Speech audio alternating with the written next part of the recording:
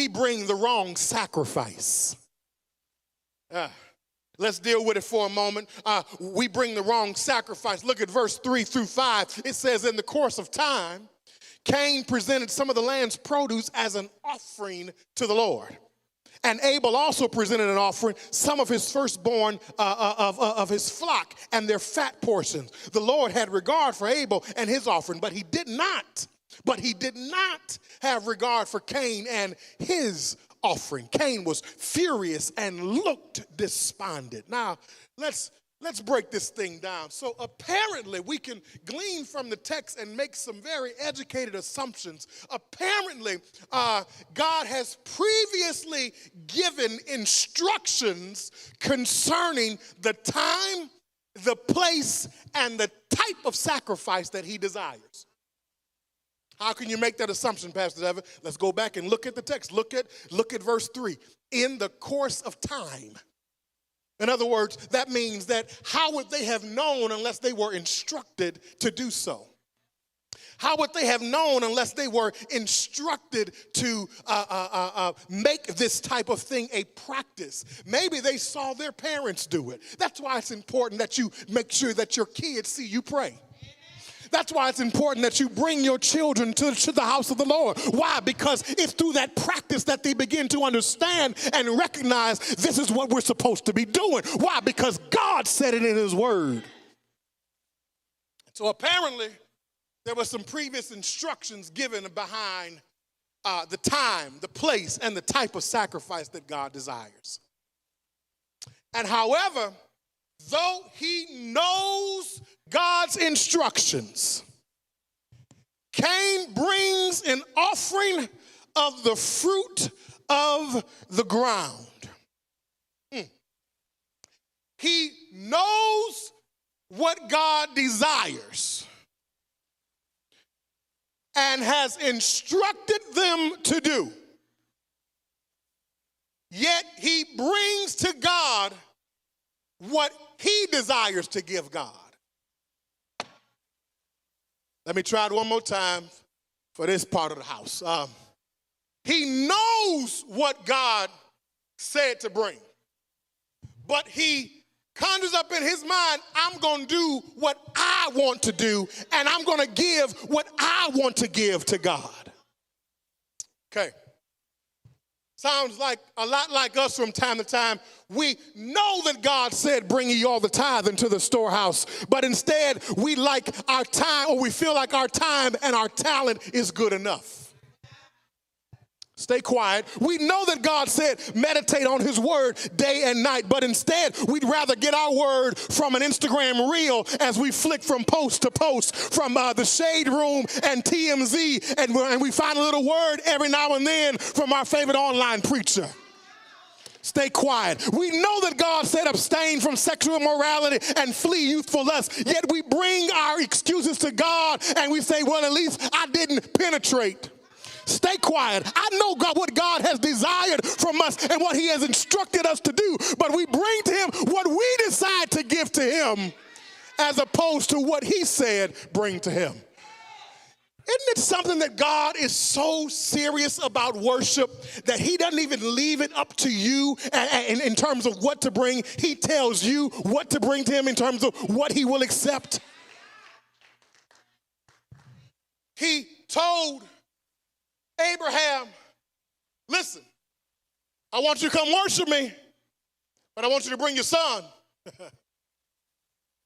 You're going to sacrifice your son. God takes worship so serious that he doesn't even leave it up to us to figure out what it is that we're going to bring to him. He tells us what to bring to him. And no doubt Cain was a hard-working farmer who plows, plants, produces, and pulls up a harvest. But on the other hand, Abel brings the firstborn of his flock with their fat portions. What does this mean? Sacrificing the fat portions or sacrificing the firstborn indicates that Abel puts God first. and sacrificing the fat portions indicates that he give God the best. In other words, Brother Abel says, God, I not only put you first, but also give you what's best. Is there anybody in this place today that says, God, you're not only worth my first in life, but you also give you the best of my life? Cain's offering is beautiful, but Abel's offering is bloody. Lord have mercy, I feel like preaching this thing today. Cain's offering was beautiful. All types of fruits and vegetables, probably beautifully arranged on the altar like a cornucopia. But Abel's offering is bloody. Sacrifice is not very appealing. Come on, somebody. Will somebody be honest in this room and be honest with me and admit that when God told you to sacrifice something, you wrestled with God all night long. You prayed and cried and cried and prayed. You didn't get any sleep, but you went to work, or you came to church the next day with bags up under your eyes because you were up all night. It wasn't a pretty sight. Is there anybody listening to me today that will say, yes, what I have isn't pretty, it doesn't smell good, it's not beautifully arranged, but it's the best that I have? Anybody in this place to say, God, I'm giving you my very best? And the Lord accepts Abel's offering. Lord, I feel your presence in this place. But he rejects Cain's offering.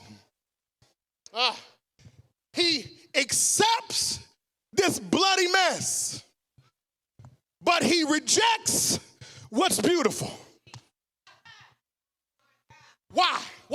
Why does God accept this but reject that? Cain offers God this salad bar. Anybody ever been to, I don't even know who has it nowadays. It used to be Ruby Tuesday. Ruby Tuesday. I'm dating myself. I'm sorry. I got to remember, I'm speaking all over the world. Here in Michigan, we used to have a restaurant called Ruby Tuesdays. And they had a good salad bar. And that salad bar would be beautiful. I mean, it would be laid out, all the different colors. It was like Cain was offering to God a salad bar, which is, watch this, a monument of his work, his pride, his self-righteousness. This is an example of what truth that we see in Proverbs chapter 14, that there is a way that seemeth right unto man, but the end thereof is death and destruction. Cain's offering represents those who try to work their way into heaven.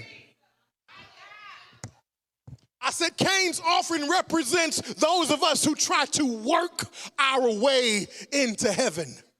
Cain has many descendants today, Brother Terrence, who bring the wrong offering to the Lord.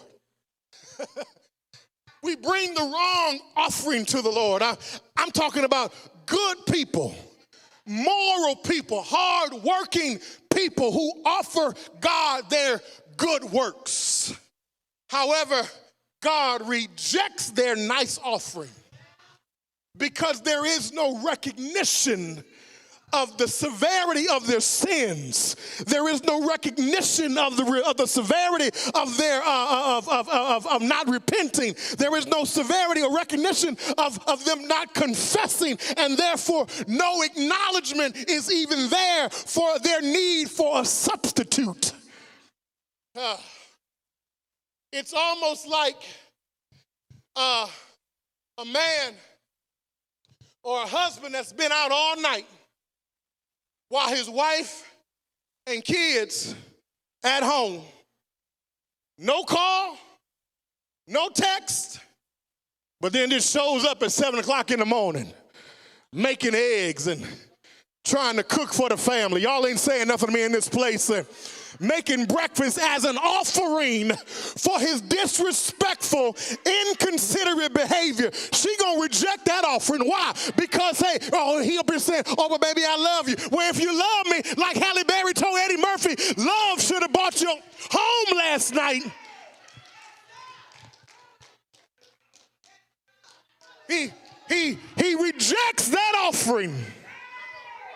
I'm going to receive that offering, but he reject that offering.